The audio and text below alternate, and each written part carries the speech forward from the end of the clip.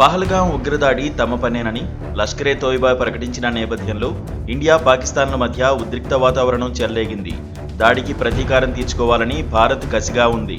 ఉగ్రమూకల ఏరువేతకు ఒకవేళ దాయాది దేశం సహకరించకపోతే పాకిస్తాన్పై సైనిక చర్యకు సైతం ఉపక్రమించే అవకాశాలు కనిపిస్తున్నాయి. ఈ నేపథ్యంలో ఇరు దేశాల మధ్య ఒకవేళ యుద్ధం కనుక జరిగితే సైనిక బలాబలాలు ఏ విధంగా ఉన్నాయో చూద్దాం.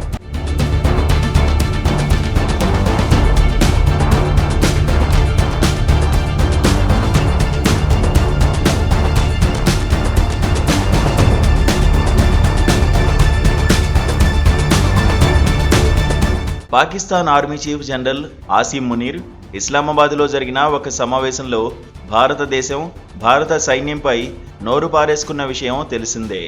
జనరల్ మునీర్ భారతదేశం బలాన్ని ప్రస్తావిస్తూ 13 లక్షల మంది భారత సైన్యం పాకిస్తాన్ ఆర్మీని భయపెట్టలేకపోయిందని, అలాంటిది పిడికెడు ఉగ్రవాదులు పాకిస్తాన్ ఆర్మీని ఓడించగలరా అని అన్నారు. ఈ ప్రకటన తర్వాత భారత్ పాకిస్తాన్ మధ్య సైనిక శక్తి పోలిక మళ్లీ చర్చనీయాంశంగా మారింది. ప్రపంచవ్యాప్తంగా సైనిక బలాన్ని ర్యాంకు చేసే ప్రసిద్ధ సంస్థ అయిన గ్లోబల్ ఫైర్ పవర్ ఏం చెప్పిందో చూద్దాం. భారతదేశంలో దాదాపు 1.44 మిలియన్ల మంది క్రియాశీల సైనిక సిబ్బంది ఉన్నారు. ఇది ప్రపంచంలోనే 2వ అతిపెద్ద సైన్యం. ఈ నేపథ్యంలో ఒకవేళ యుద్ధంలో ఇరు దేశాలు తలపడితే పాకిస్తాన్ సైన్యం భారతదేశానికి వ్యతిరేకంగా ఎన్ని రోజులు నిలబడగలదు? దాదాపు 1.44 మిలియన్ల మంది క్రియాశీల సైనిక సిబ్బందిని కలిగి ఉన్న భారతదేశం, పాకిస్తాన్ సైన్యం భారత్ సైనిక పరిమాణంలో సగం కంటే తక్కువ. భారతదేశం చాలా పెద్ద పారామిలిటరీ దళాన్ని కలిగి ఉంది. భారత్కు 4,500 యుద్ధ ట్యాంకులు, 538 యుద్ధ విమానాలు, ఆధునిక ఆయుధాలు, ఇంకా భారీ క్షిపణి వ్యవస్థ ఉంది. గ్లోబల్ ఫైర్ పవర్ ప్రకారం భారతదేశ సైనిక బలం స్కోర్ 0.1025 ఉండగా పాకిస్తాన్ 0.1695. ఈ స్కోర్ ఎంత తక్కువ ఉంటే అంత సామర్థ్యం ఉన్నట్టు లెక్క. ఈ రేషియోలో భారత్ పాకుల మధ్య చాలా అంతరం ఉంది.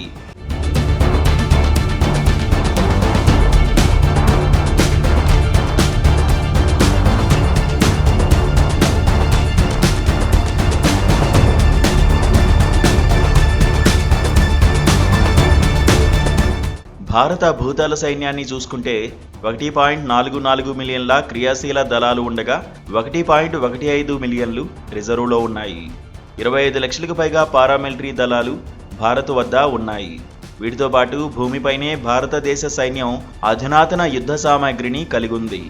వాటిలో అర్జున్ మెయిన్ బాటిల్ ట్యాంకులు, T-90 భీమ్ ట్యాంకులు, పినాకా మల్టీ బ్యారల్ రాకెట్ లాంచర్లు, బ్రహ్మోస్ క్రూయిజ్ క్షిపణులు, హోవిట్జర్లు, ఇతర ఆధునిక ఫిరంగి దళాలు భారత్కు ఉన్నాయి. భారతదేశం 4,614 ట్యాంకులను కలిగి ఉంది. పాకిస్తాన్ 3,742 ట్యాంకులను కలిగి ఉంది. బుల్లెట్ ప్రూఫ్ వాహనాల విషయానికి వస్తే భారతదేశం దాదాపు 1.51 లక్షల బుల్లెట్ ప్రూఫ్ వాహనాలు కలిగి ఉంది. ఇది పాకిస్తాన్ దాదాపు 50,000 వాహనాల కంటే 3 రెట్లు ఎక్కువ. భారతదేశం కంటే పాకిస్తాన్ ఎక్కువ ఆటోమేటిక్ తుపాకులను కలిగి ఉంది. కానీ భారతదేశం మరింత ఆధునిక ట్యాంకులు, మెరుగైన సైనిక వాహనాలను కలిగి ఉంది.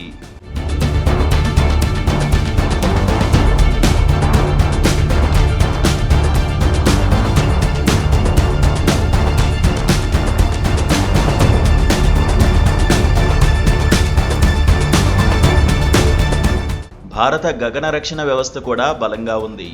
భారతదేశం మొత్తం 2,296 విమానాలను కలిగి ఉంది. ఇది ప్రపంచ స్థాయిలో వైమానిక శక్తిలో 4వ స్థానంలో ఉంది. అయితే పాకిస్తాన్ 1,434 విమానాలను కలిగి ఉంది. భారత వైమానిక దళంలో 606 ఫైటర్ విమానాలు, 31 స్క్వాడ్రన్లు ఉన్నాయి.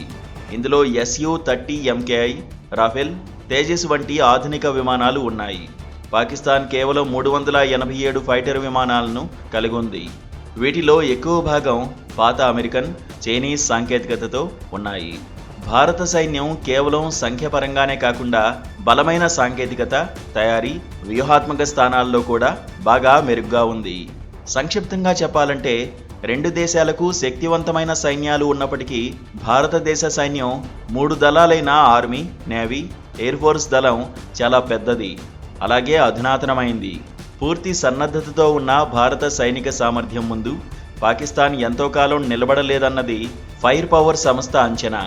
నౌకాదళ వ్యవస్థలోనూ భారత్ మెరుగ్గా ఉంది.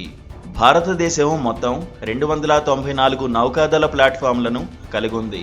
పాకిస్తాన్ 114 కలిగి ఉంది. భారతదేశం 2 విమాన నౌకలైన ఐఎన్ఎస్ విక్రాంత్, ఐఎన్ఎస్ విక్రమాదిత్య కలిగి ఉంది. పాకిస్తాన్ వద్ద ఒక్క విమాన నౌక కూడా లేదు. ఈ కారణంగా భారత నౌకాదళాన్ని బ్లూ వాటర్ నౌకాదళం వర్గంలో ఉంచుతారు.